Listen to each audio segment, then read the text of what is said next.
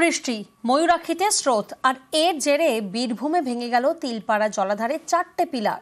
কয়েক মাস আগে এই পিলারগুলিতে ফাটল ধরে পড়ে আর এবার সেগুলি ভাঙল। এর জেরে তিলপাড়া ব্রিজে গাড়ি চলাচল আপাতত বন্ধ, শুধুমাত্র অ্যাম্বুলেন্স এবং মোটর বাইকে ছাড়।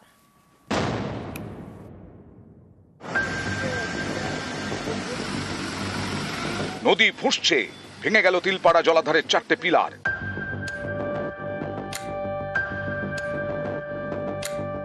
বীরভূমের শিউড়ি, এখানেই ময়ূরাক্ষী নদীর ওপর তিলপাড়া জলাধার।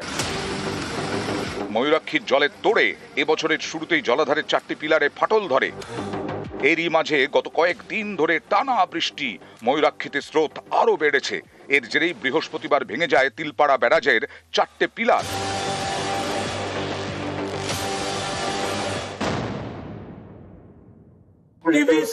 স্বেচ্ছাচারী জল ছাড়া একেবারে পশ্চিমবঙ্গকে যেমন পচিয়ে মারার চেষ্টা, তেমনি তিলপাড়া ব্যারাজের উপরে আঘাত হানছে।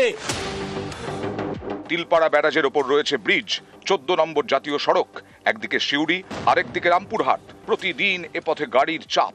জলাধারের 4টি পিলার ভাঙায় ব্রিজের ওপর দিয়ে আপাতত গাড়ি চলাচল বন্ধ, শুধুমাত্র অ্যাম্বুলেন্স এবং মোটর বাইকে ছাড়। যতগুলো বাইকগুলো চলে এসছে এদেরকে একটু আস্তে আস্তে করে আমরা ক্লিয়ার করে তারপরে ফুলি রেস্ট্রিকশন হবে। বাকি ছোট গাড়ি বগেরা আমরা অ্যালাউ করছি না, আর এটা চলবে যতক্ষণ ইঞ্জিনিয়ার সাহেব যতক্ষণ বলবেন রিপেয়ার চলছে ততক্ষণ আমাদের রেস্ট্রিকশন চলবে। বড় গাড়ি তো আগে থেকে বন্ধ ছিল, কিন্তু এখন ছোট গাড়িও রেস্ট্রিকশন করা হচ্ছে।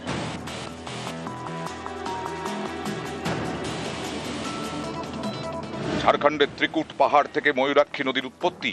এই নদীপথে প্রথমে পড়ে ম্যাসাঞ্জোর জলাধার, তারপর ময়ূরাক্ষীতে মিশেছে ঝাড়খণ্ডের 2টি নদী, একটি কুশকর্ণী আর একটি সিদ্ধেশ্বরী। এর জেরে ময়ূরাক্ষীর ওপর জলের চাপ বাড়ে। কিছুটা এগোতেই পড়ে তিলপাড়া জলাধার। বীরভূমের শিউড়িতে এই জলাধারের 15টি গেট। নদীর দুপাশে রয়েছে 5টি করে আরো 10টি গেট। তিলপাড়া ব্যারাজের যেখানে 15টি গেট, সেখানেই 4টি পিলার ভেঙেছে। এর আঁচ পড়েছে পাশের 10টি গেটেও, যে গেট দিয়ে জল যায় সেচের জন্য।